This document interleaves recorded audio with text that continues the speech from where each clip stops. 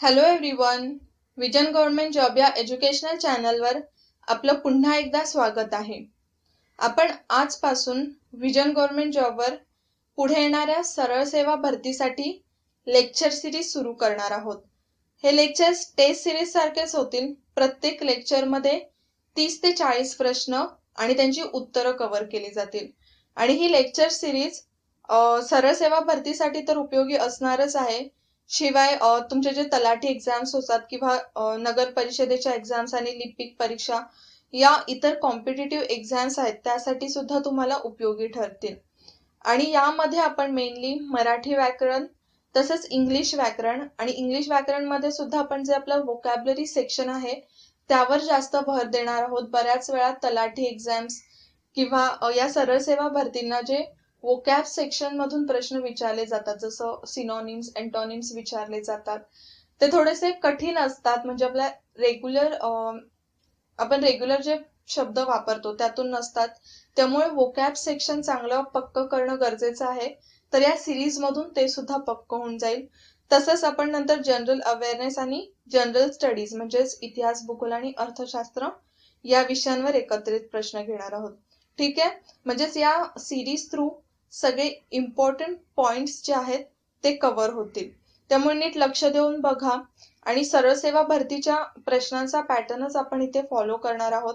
त्यामुळे लेक्चर बघताना आधी प्रश्न वाचल्यानंतर स्वतः त्या प्रश्नाचं उत्तर द्यायचा प्रयत्न करा. ओके, तर मग आजच्या लेक्चरमध्ये आपण इथे इंग्लिश वोकॅब्युलरी, मराठी वाक्यप्रचार आणि समानार्थी शब्द, तसंच बुद्धिमत्ता चाचणी आणि महत्त्वाच्या व्यक्तींवर काही जनरल अवेअरनेस मधून प्रश्न घेतलेले आहेत. तर मग त्यातला पहिला प्रश्न आपण बघूया. Awkward find synonym from following options. आता इथे आपल्याला 4 ऑप्शन्स दिलेले आहेत. त्यातून ऑकवर्ड या शब्दाचा समानार्थी शब्द शोधायचा आहे. ऑकवर्डचा अर्थ काय होतो आधी, तर ऑकवर्ड म्हणजे अस्ताव्यस्त. ठीक आहे, तर सेम अर्थाचा शब्द इथे आपल्याला शोधायचा आहे. पहिलं ऑप्शन दिलेलं आहे क्लमझी. तर क्लमझीचा अर्थ सुद्धा होतो अस्ताव्यस्त. म्हणजेच इथे आपलं पहिलंच ऑप्शन बरोबर आहे. ऑकवर्डचा समानार्थी शब्द कोणता आहे, तर क्लमझी. पुढचे 3 ऑप्शन्स दिलेत ते सुद्धा बघून घेऊया, म्हणजे आपलं थोडंसं वोकॅब सेक्शन अजून वाढेल, त्यांचा सुद्धा अर्थ समजेल. पुढे दिलंय क्लेवर. क्लेवर म्हणजे हुशार. नंतर डिक्स्टेरस. डिक्स्टेरस म्हणजे कौशल्यपूर्ण. नंतर पुढे लास्ट ऑप्शन दिले ऍप्ट. ऍप्टचा अर्थ होतो योग्य. ओके, तर बाकीच्या शब्दांचे अर्थ सुद्धा लक्षात ठेवा. पाहिजे तर तुम्ही नोट डाऊन करून घेऊ शकता आणि त्याची सतत रिव्हिजन करत राहा, म्हणजे लक्षात राहतील. पुढचा प्रश्न आहे, which word is not exactly opposite of अपॅरेंट.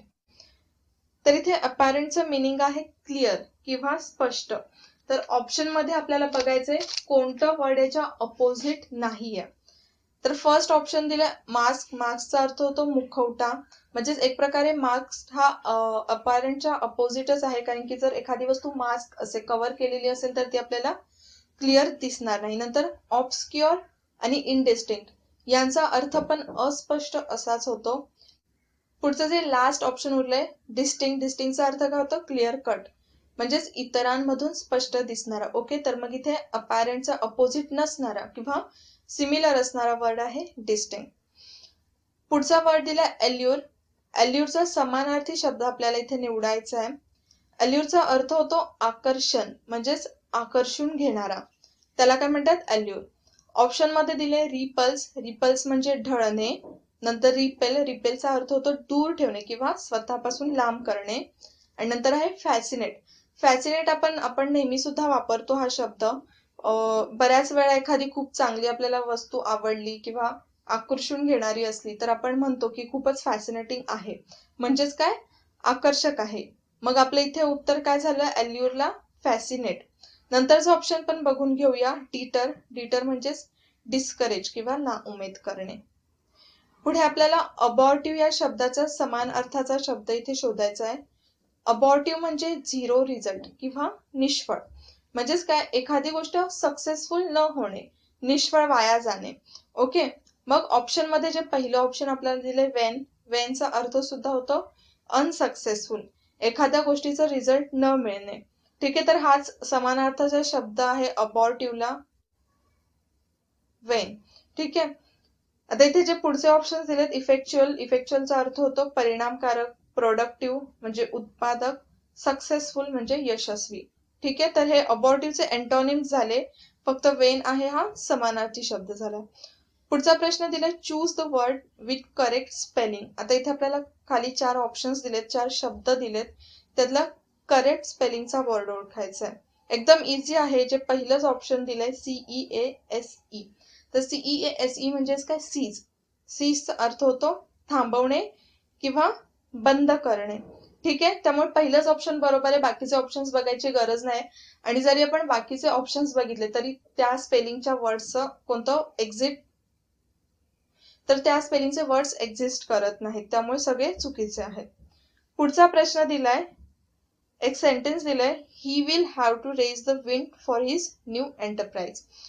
The underlined idiom may be substituted bye.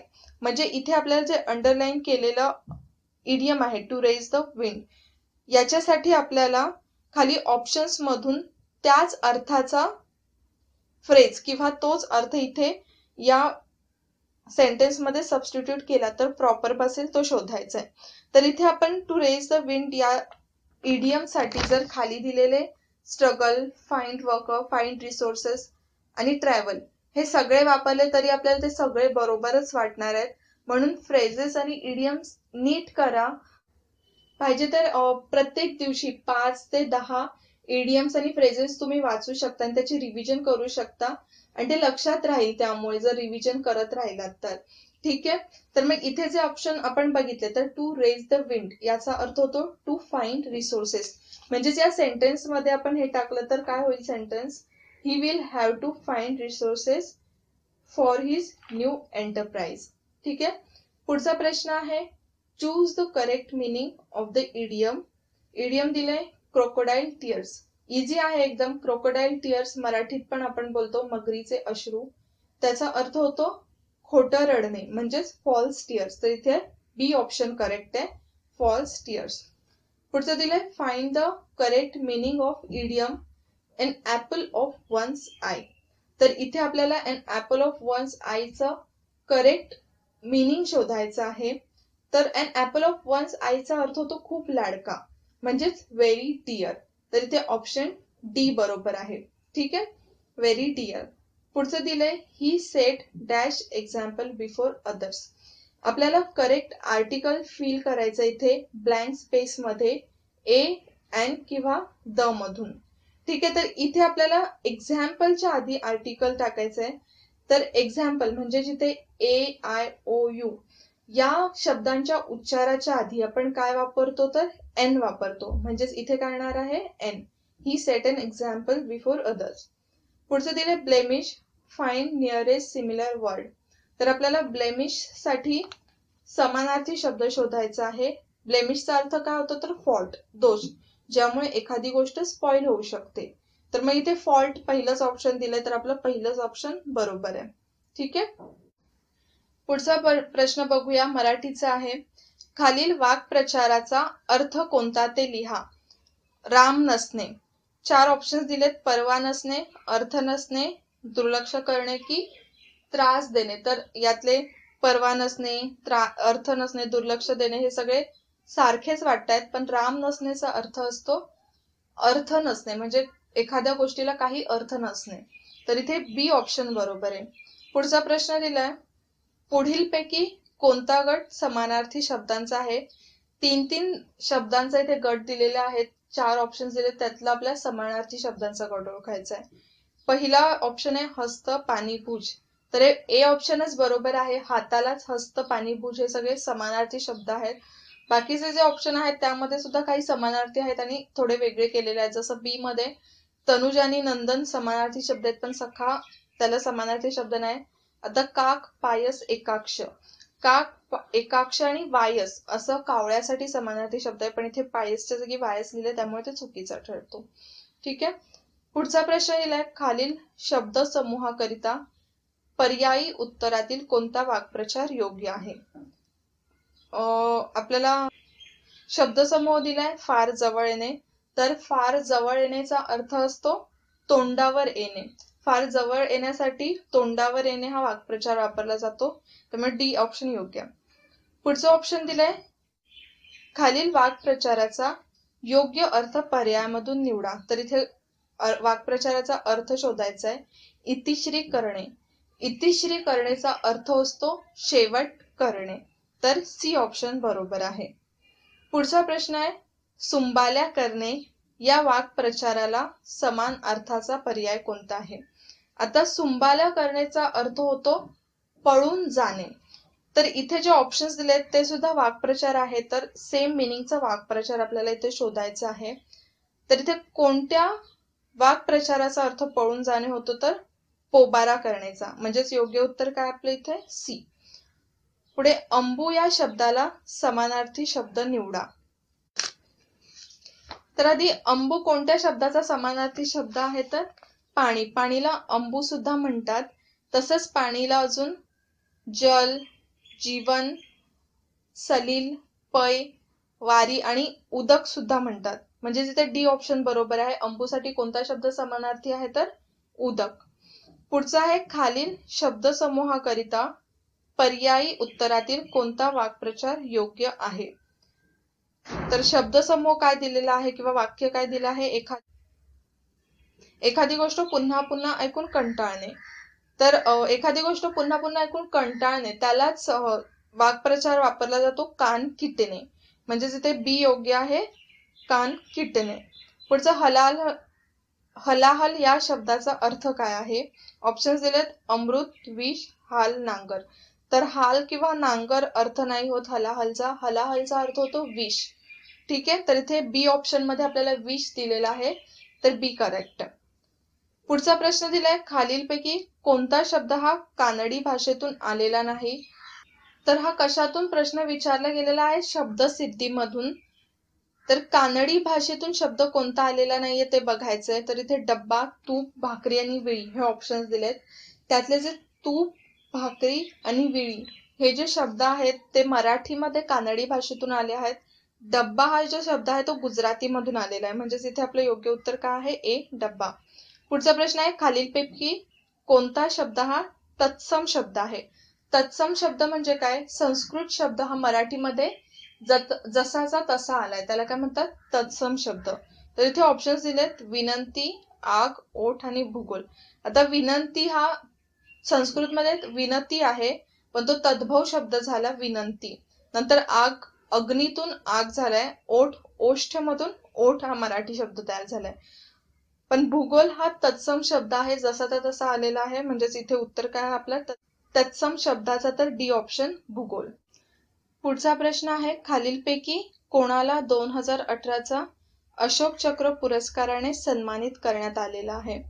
तर इथे आपल्याला खाली 4 ऑप्शन्स दिलेत, राकेश शर्मा, निर्बलजीत सिंग सेखोन, ज्योती प्रकाश निर्ला आणि मोहन गोस्वामी. तर 2018चे जे पुरस्कार आहेत ते इंडियन एअर फोर्सचे कमांडो होते ज्योती प्रकाश निर्ला यांना अशोक चक्र पुरस्काराने सन्मानित करण्यात आलेलं.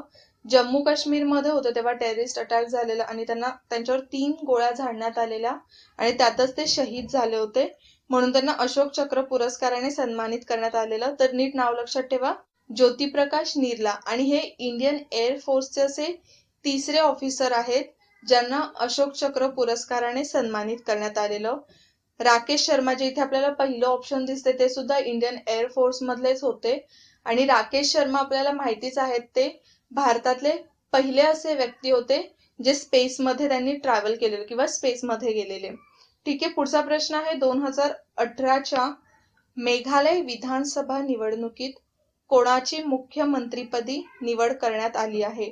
तर मार्च 2018 मध्ये मेघालयमध्ये म्हणजे नॉर्थ ईस्ट मध्ये निवडणुका झालेल्या, तर त्यात मेघालयच्या मुख्यमंत्रीपदी कोनराड संगमा म्हणजे बी ऑप्शन आपल्याला दिलेला आहे, तिथे कोनराड संगमा यांची निवड झालेली. पुढचा प्रश्न आहे, आनंदीबेन पटेल यांची कोणत्या राज्याच्या राज्यपालपदी निवड करण्यात आली आहे? ऑप्शन्स दिलेत, उत्तर प्रदेश, उत्तराखंड, राजस्थान की मध्य प्रदेश. तर डी ऑप्शन आहे मध्य प्रदेश. मध्य प्रदेशच्या राज्यपालपदी आनंदीबेन पटेल यांची निवड करण्यात आली आहे.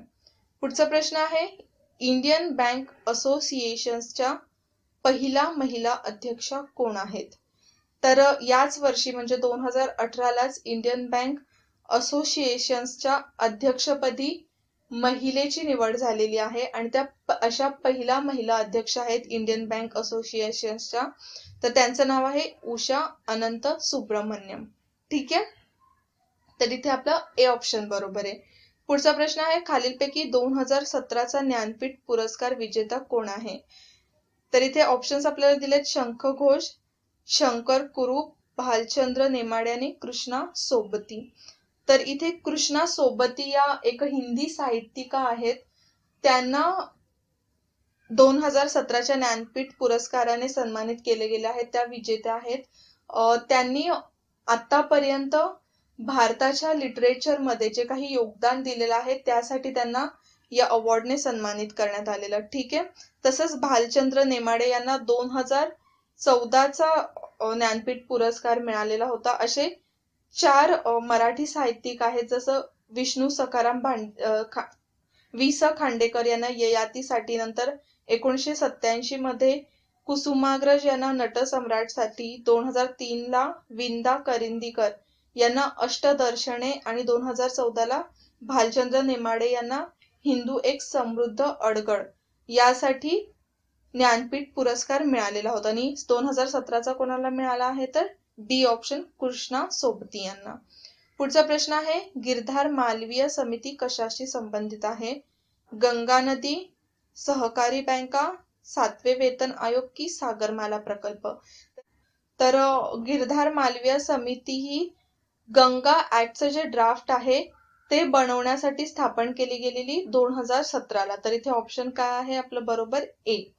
ठीक आहे, पुढचा प्रश्न आहे, हंबनटोटा विमानतळ कोणत्या देशात आहे? नेपाळ, श्रीलंका, इंडोनेशिया की म्यानमार? तर हंबनटोटा विमानतळ सध्या न्यूज मध्ये होतं. भारताने हे विमानतळ विकत घेतलं आहे. दुसऱ्या देशाचं विमानतळ आहे आणि ते कोणत्या देशात आहे? तर श्रीलंकामध्ये. ठीक आहे, म्हणजेच इथे श्रीलंका कोणता ऑप्शन आहे? बी ऑप्शन. ठीक आहे, पुढचा प्रश्न आहे, 2019 क्रिकेट वर्ल्ड कप कोणता देश होस्ट करणार आहे? म्हणजे किंवा कोणत्या देशात होणार आहे? तर 2019चं जे क्रिकेट वर्ल्ड कप आहे ते इंग्लंड मध्ये होणार आहे. ठीक आहे, म्हणजे इंग्लंड आपल्याला इथे लास्ट ऑप्शन दिसतंय, डी ऑप्शन. ठीक आहे, पुढचा प्रश्न आहे, 2018चा फिफा विश्वचषक कोणत्या देशाने जिंकलेला आहे? तर इथे आपल्याला ऑप्शन्स दिलेले आहेत 4, क्रोएशिया, बेल्जियम, फ्रान्स की इंग्लंड. तर हे जे आपल्याला 4ही देश दिलेले आहेत ऑप्शन मध्ये ते 4ही शेवटपर्यंत होते फुटबॉलच्या 2018च्या मॅच मध्ये. आणि यातलं वैशिष्ट्य म्हणजे हे 4ही देश युरोपियन कंट्रीज आहेत. त्यातली जी फायनल झालेली ती क्रोएशिया आणि फ्रान्स मध्ये झालेली आणि त्यात फ्रान्सने हा वर्ल्ड कप जिंकला होता. तर इथे आपलं उत्तर काय आहे? C, France. ओके, तर मग आजच्या सेशन मध्ये आपण इथेच थांबूया. पुन्हा भेटूया नेक्स्ट सेशनला. तोपर्यंत जय हिंद, जय महाराष्ट्र. थँक्यू.